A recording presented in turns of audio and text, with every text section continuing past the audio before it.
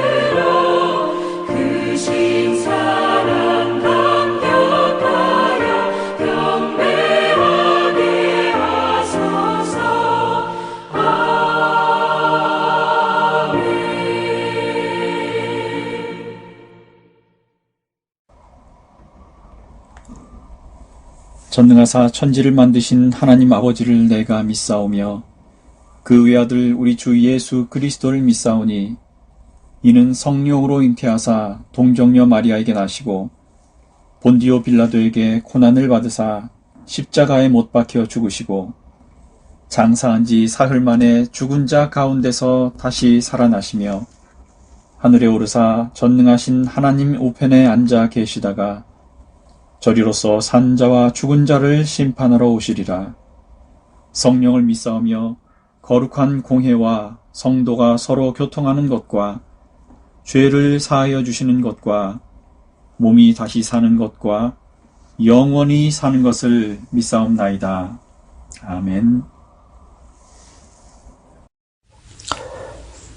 당신의 자녀들을 아끼시고 사랑하시는 아버지 하나님, 오늘 저희가 비록 한자리에 모이지는 못했지만 당신께 예배 드리기 위한 간절한 마음으로 이렇게 머리를 숙입니다. 내 이름으로 두세 사람이 모인 곳이면 그곳에 함께 계시겠다 약속하신 그 말씀을 믿고 흩어져 있는 가정에서 당신의 이름을 찬양합니다. 지금 코로나 바이러스로 온 세상이 어지럽고 어려운 시기를 겪고 있습니다. 3일 교우들 가운데 이 바이러스로 인해 어려움을 겪는 가정이 없도록 지켜주시옵소서. 바이러스가 저희 생활에 미치고 있는 가장 큰 영향은 아마 사람이 사람을 믿을 수 없는 불신의 사회가 되어가고 있는 것이 아닐까 생각합니다. 저희가 그간 마음만 먹으면 교회에 나올 수 있었고 모임을 가질 수 있었는데 그것을 소홀히 했던 저희들의 모습을 회개합니다. 이제 그것을 원하더라도 상황이 나아질 때까지 인내하고 기다릴 수밖에 없겠죠. 신천지라는 사이비 교단이 우리 사회에 그렇게 큰 문제가 되고 있었는지 저희가 잘 몰랐습니다. 그저 다른 교회들의 문제인 줄 알았는데 우리 사회 구석구석 파고 들어가 있었습니다. 저들이 갖고 있는 잘못된 열정이 수많은 교회와 가정을 파괴하는 것만이 아니라 이 나라를 병들게 하고 있었습니다. 어찌 보면 신천지는 올바른 믿음을 지키지 못하고 부패해 있었던 이 땅의 수많은 교회들의 잘못을 빌미로 자라난 독버섯인지 모르겠습니다.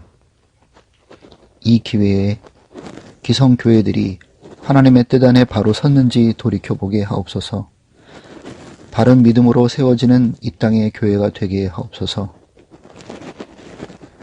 이제 주님께서 허락하시는 말씀을 듣고자 합니다.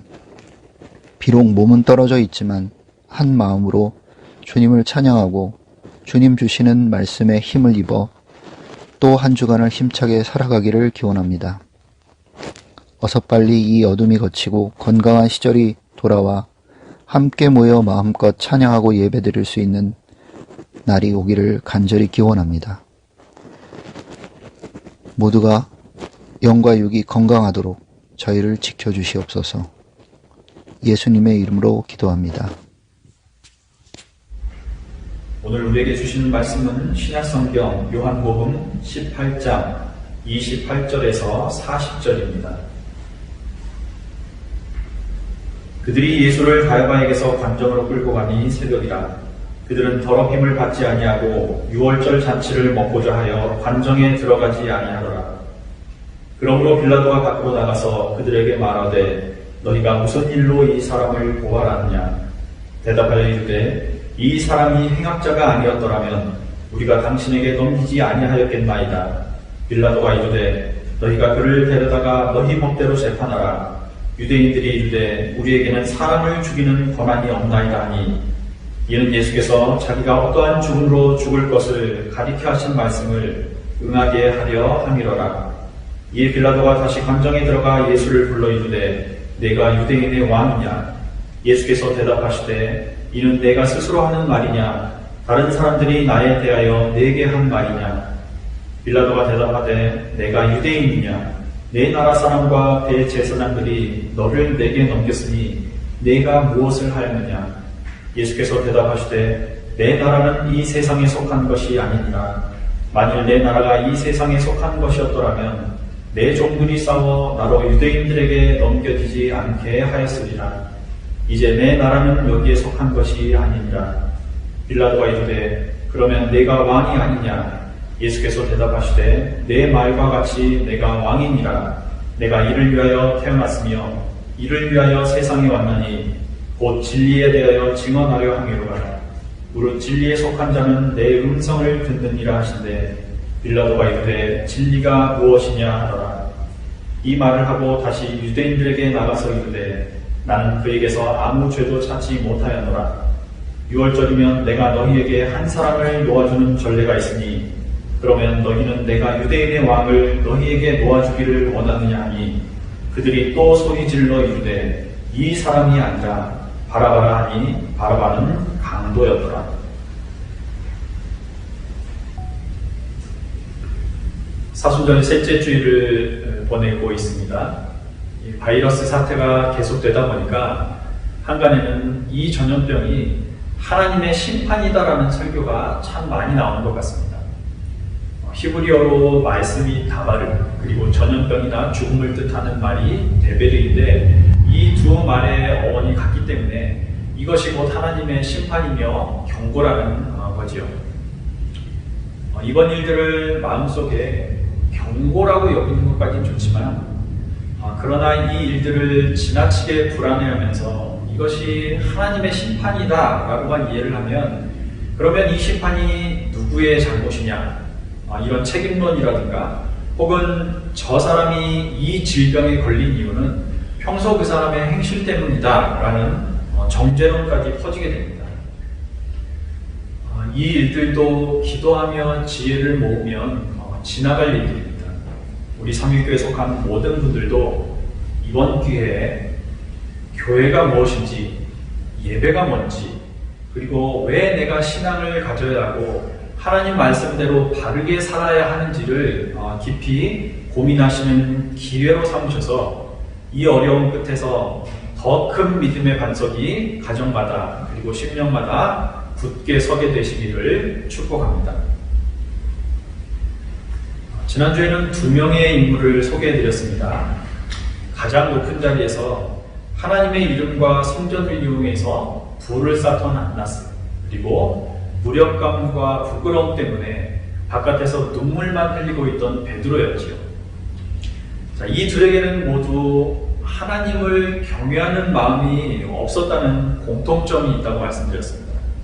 높은 자리에 있는 안나스는 하나님을 두려워하는 마음이 없었고 낮은 자리의 베드로에게는 하나님을 신뢰하는 마음이 없었던 거죠. 그리고 그리스도인들에게는 이 하나님을 경외하는 마음이 가장 중요하다고 말씀드렸습니다. 오늘도 지난주에 이어서 이 재판이 계속됩니다. 지난주와 차이가 있다면 그 배경이 바뀌었다는 겁니다. 산헤드린에서 빌라도의 관점으로 옮겨진 거죠. 이제 이들이 로마에 공식적으로 예수의 처형을 요구하라는 겁니다. 당시 예수를 재판한 유대인의 법정은 산헤드린 공의였습니다. 이 산헤드린이라는 말은 한계라는 뜻의 쉰, 그리고 자리 또는 모였다라는 뜻의 헤드라라는 말이 합쳐져서 된 말인데요. 예루살렘에 있던 유대인들의 최고 의결 기구였습니다. 보통 인원은 의장을 포함해서 71명으로 구성이 되어 있었고요. 그 기원을 따라가 보면 모세 시대까지 거슬러 올라갑니다. 민수기 11장 16절에 모세가 70명의 장로를 둔 일이 있었는데 거기에서 시작됐다는 거죠. 제가 읽어드리겠습니다. 여호와께서 모세에게 이르시되 이스라엘 노인 중에 내가 알기로 백성의 장로와 지도자가 될 만한 자 70명을 모아 내게 데리고 와 회막에 이르러 거기서 너와 함께 서게 하라. 이곳의 의장은 현직 대제사장이 맞고요. 그리고 구성원들은 전직, 그러니까 증경 대제사장들이죠. 이 사람들이나 아니면 대제사장들을 배출한 특정 가문의 인물 또는 사두개인, 바리새인 이런 사람들이 이 공회의 의원들을 맡았습니다. 마가복음 15장 43절 그리고 누가복음 23장 50절에 보면 아리마대 사람 요셉이라는 인물이 나옵니다. 이 사람은 존경받는 공회원이라고 번역이 되어 있는데 바로 이 공회원, 불류테스라는 말이 산헤드린 의원을 뜻하는 말입니다. 이스라엘의 모든 사법과 입법을 총괄하는 단체였고요. 주로 율법을 해석하거나 아니면 종교재판, 성전 치안을 담당하는 문제 같은 것들이 대부분이었는데 여기에 나온 안건들은 전부 만장일치로 통과를 시켜야 됐습니다. 여기에서 갖지 못하던 권한이 꼭 한 가지가 있었는데 그것이 바로 사형을 선고하고 집행할 권리였습니다.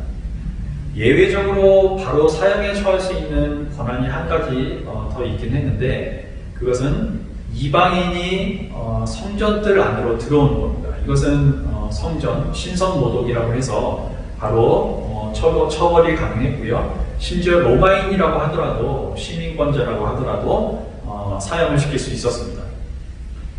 자, 신약 성경을 보면 이 사내들인 공회에서 누군가의 사형과 연관된 경우는 오직 한 경우, 오늘 이 장면뿐입니다. 스데반이 돌에 맞아서 죽은 예도 있지만 그것은 사내들인에서 공식적인 절차를 밟아서 처형한 게 아니라 성난 군중들의 행위였을 거라는 해석이 많죠.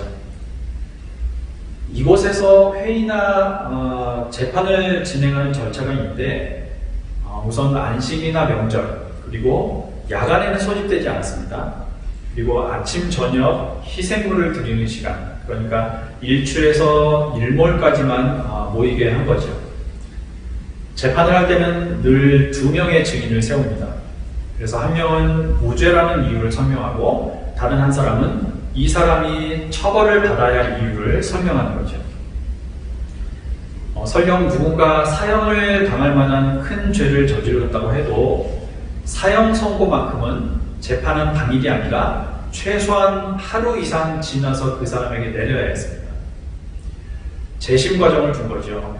억울한 사람이 생기지 않도록 나름 필요한 안전조치를 둔 겁니다. 사형이 확정되었어도 죄수에게 죄를 고백할 기회도 충분히 제공을 했고요. 그래서 금요일이나 명절 전날에는 재판을 하지 않는 것이 관례였습니다. 그리고 사형장으로 끌려가는 동안에도 간수가 앞에 서서 자, 이 누구의 아들 아무개는 사형 선고를 받았습니다. 그러나 만일 누구라도 이 사람의 무죄를 증거할 만한 내용을 한 가지라도 가지고 있으면 지금 나와서 말하십시오 라고 외치고 다녀야 했습니다. 제가 이 사내들인 공회의 성격이나 재판 절차들을 왜 이렇게 길게 말씀드리는지 아시겠지요? 억울한 사람이 생기지 않도록 하는 것이 재판이죠. 그리고 그것이 의로운 재판, 공의를 바라시는 하나님의 뜻이기도 했습니다. 그런데 예수를 재판한 이 행위나 절차들은 자신들의 관례나 규칙들을 모두 무시한 불법 행위들이었던 거죠. 예수의 재판 과정을 다시 한번 복기해 보십시오. 사내들이는 일몰 이후나 안식일 또는 명절에는 열리지 않는 것이 관례였습니다. 그런데 안식일 예비일인 금요일 저녁에 소집이 되어서 한밤중에 몰래 재판이 진행되었습니다. 그리고 밤에 신문이 되고 새벽에 빌라도의 법정까지 끌고 간 거죠. 사형에 해당할 만한 범죄라고 해도 다음날 반드시 재심 과정을 거쳐야 되는데 그 과정도 모조리 생략이 되었습니다. 체포된 지 24시간 안에 모든 재판 절차가 끝이 난 거죠. 사실상 재판이 아니라 즉결 처분이라고 할 수 있는 겁니다. 변호인도 없고 재심도 없고 증인이나 증거를 내밀 만한 기회조차 주어지지 않았습니다. 그리고 적대적인 대중 앞에서 사람 하나 세워놓고 인민재판을 벌인 거죠. 자, 어쨌거나 이렇게 급박하게 예수를 끌고 빌라도한테까지 왔습니다. 원래 유대 총독들은 가이사라에 머무르지요.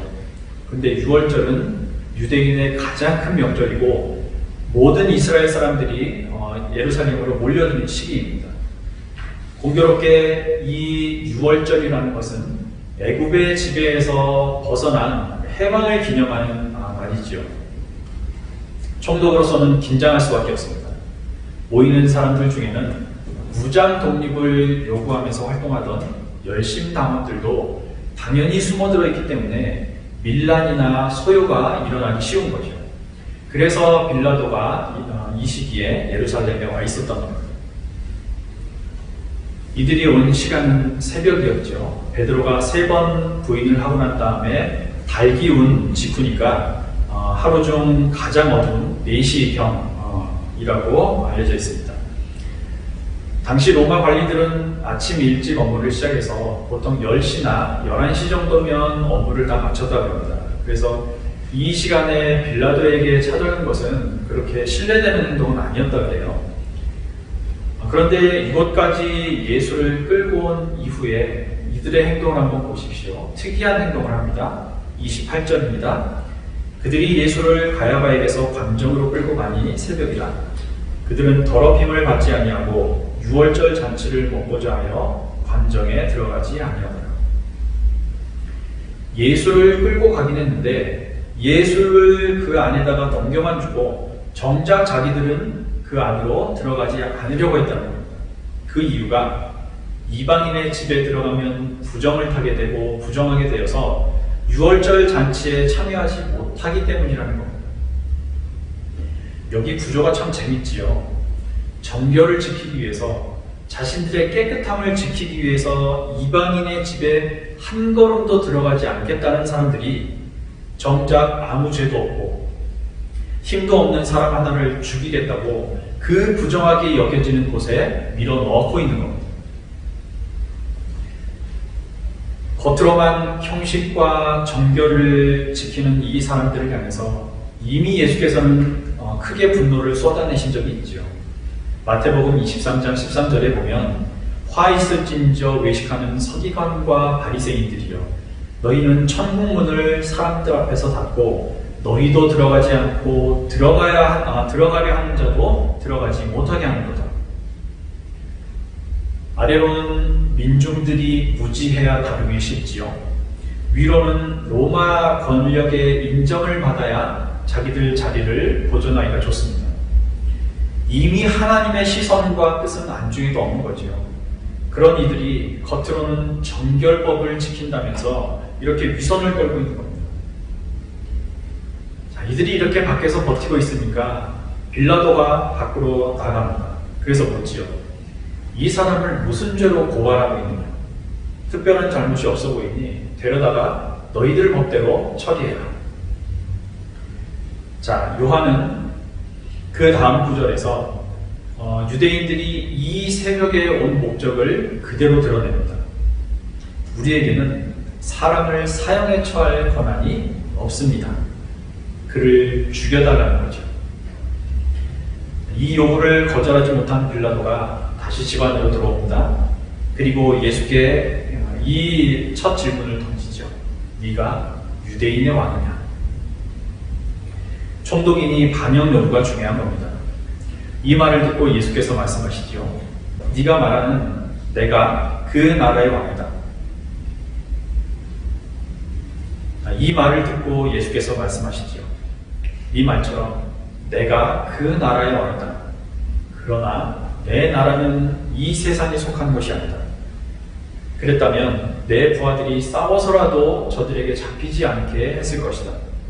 내 나라는 진리가 바로 서는 나라며 내가 꿈꾸는 나라는 이 진리의 편에 서 있는 사람, 내 말을 귀담아 들을 줄 아는 사람들과 함께하는 나라이다. 그리고 내가 이를 이루기 위해서 이 땅에 왔다.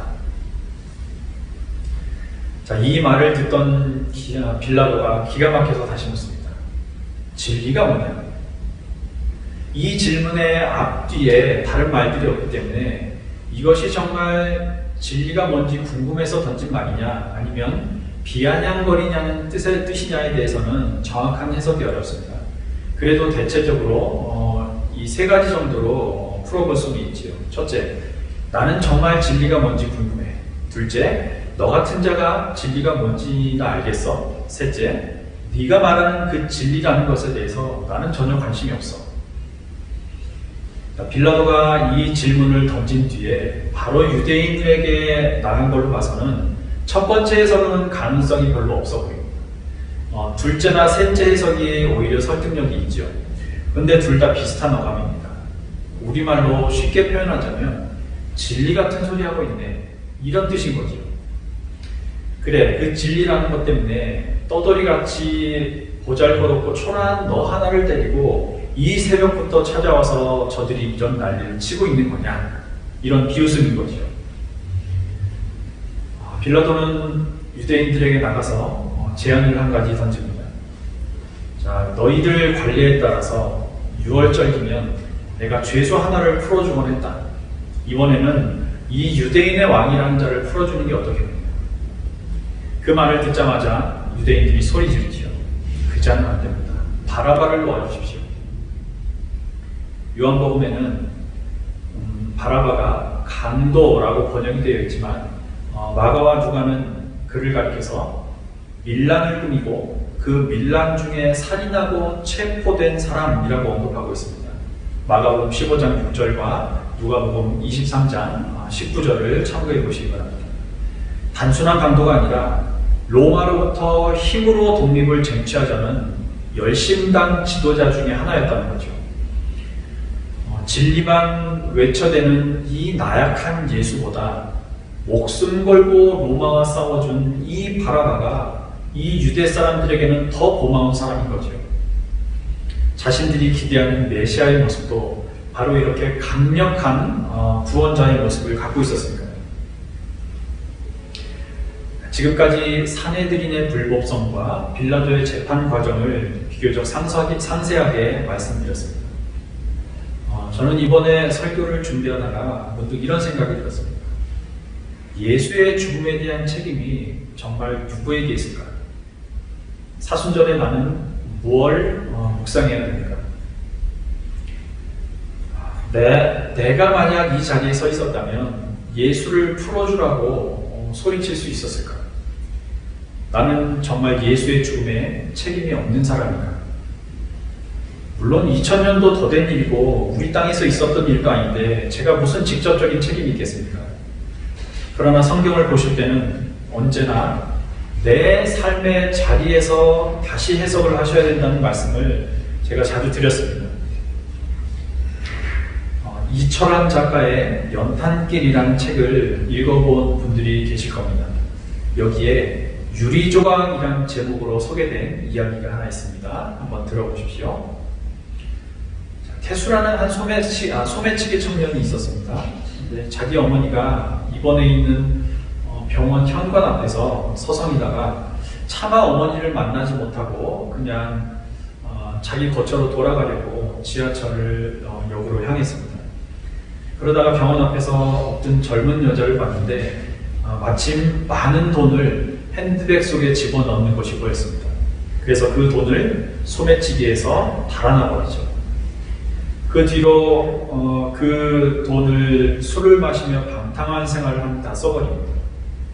그러던 어느 날 동생과 통화를 하다가 병원에 계시던 어머니가 병원비가 없어서 돌아가셨다는 이야기를 듣게 됩니다. 이 청년은 돈이 없다고 사람을 죽게 하는 게 무슨 병원이냐며 분을 쏟아내죠.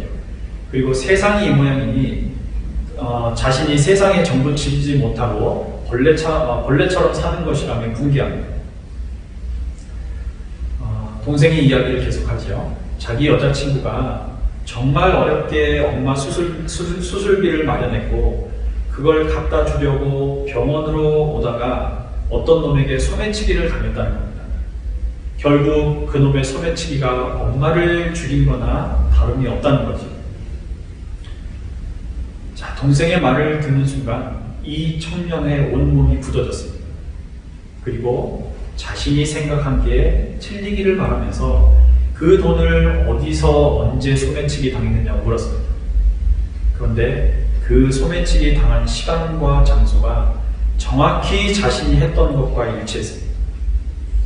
이 소매치기 형은 고개를 숙인 채 말없이 눈물만 흘렸습니다. 자, 지금까지 드린 말씀에는 산헤드린과 빌라도라는 거대 권력들이 예수를 죽인 것처럼 보이죠. 사실이기도 하고요.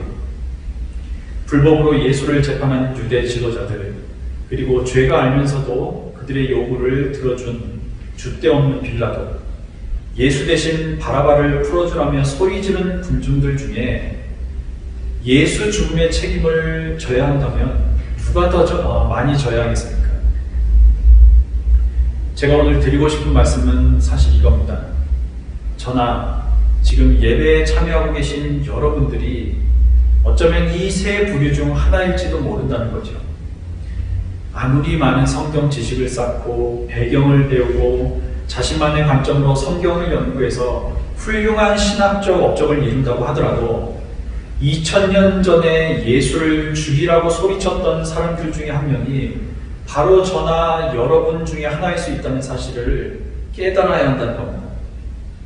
더 나아가서 스승을 죽으라고 팔아버린 가룟 사람 유다가 바로 나 자신일 수도 있다는 사실을 눈물로 고백하지 않으면 사순절을 보내고 있는 저나 여러분들에게 이 예수의 십자가는 아무런 의미가 없다는 거죠.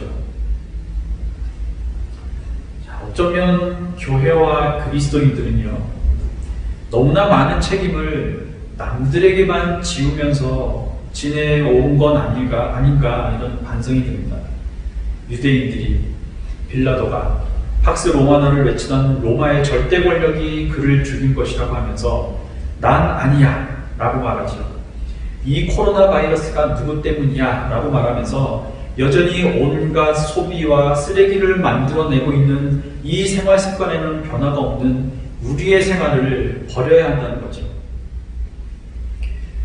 만일 위에 말씀드린 이야기에서 어머니를 죽인 장본인이 자기였다는 걸 몰랐다면 여전히 이 큰아들은 회개하지 못하고 병원 탓을 하면서 소매치기를 계속하며 지내고 있었겠죠. 이것이 회개의 출발점입니다. 자신이 무슨 짓을 저질렀는가를 아는 것이 회개의 시작인 거죠. 예수 죽음에 대한 모든 책임을 유대인이나 빌라도의 탓으로 돌려버리는 순간 예수의 고난이나 죽음, 십자가와 부활은 저나 여러분들에게 죽은 복음이 되어버리고 합니다. 그분의 죽음이 나의 탓이라고 인정하면서 비로소 회개가 시작되고 죄 사함의 은혜에 감격하게 되고요. 다시 새로운 삶도 시작할 수 있는 은혜를 허락받게 되는 겁니다.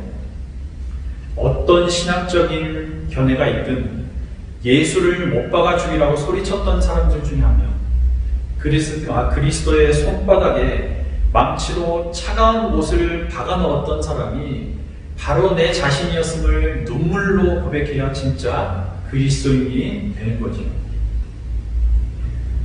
왜 그리스도인을 새 사람이라고 합니까?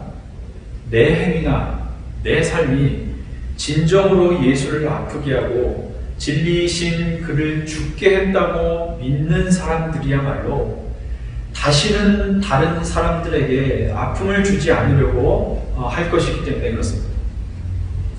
거짓을 말하고 남을 속여서 이익을 취한다거나 자리를 보존하기 위해서 남을 밀어내거나 하나님의 법보다 귀한 것들을 마음에 품고 그분을 잊는 것이 악이고 어두움이지요.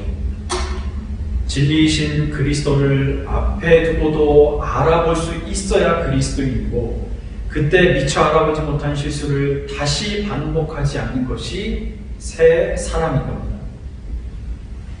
사순절 셋째 주일, 특별히 온 국민들이 힘을 모으고 있는 이때 예수 고난과 죽음의 의미를 다시 한번 생각하셔서 이제는 내 마음과 가정에서 그런 어두운 마음, 어두운 생활 습관과 싸워가시길 바랍니다.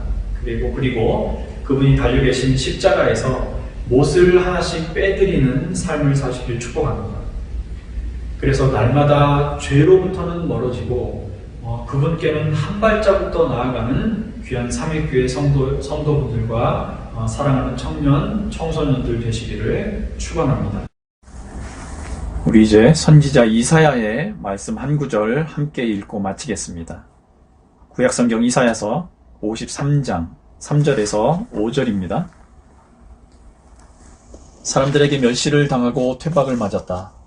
그는 고통을 겪고 병고를 앓는 사람, 사람들이 얼굴을 가리고 피해갈 만큼 멸시만 당하였으므로 우리도 덩달아 그를 업신여겼다.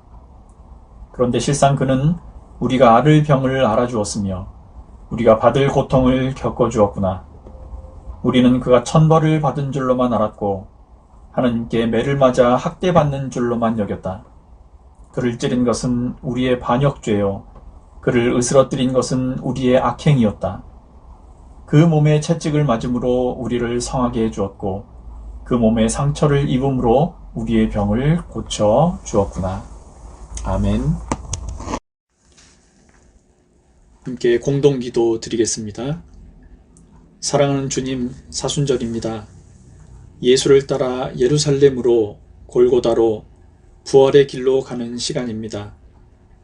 그러나 주님을 따르고 싶으면서도 아직도 제 안에서 욕망을 따라가고 싶은 마음이 있음을 봅니다. 생명의 좁은 길을 택하도록 저를 부르시는 그 음성에 더 귀를 기울이게 하소서. 주님의 길을 선택하는 일은 매 순간마다 계속되어야 하는 길이기 때문입니다. 주님을 선택할 때마다 얼마나 제 안에서 힘든 저항과 유혹이 있는지도 잘 압니다. 주님, 가는 곳마다 순간마다 저와 함께 하옵소서.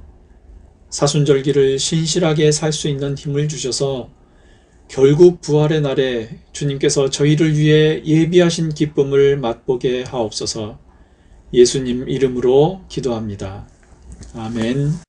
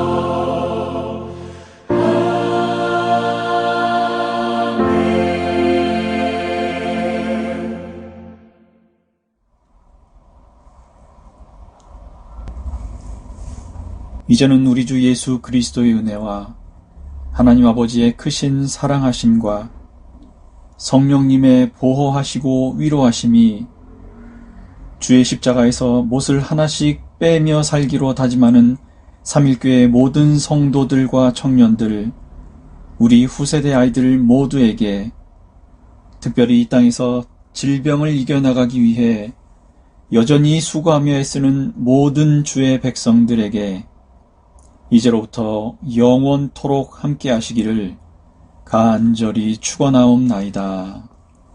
아멘.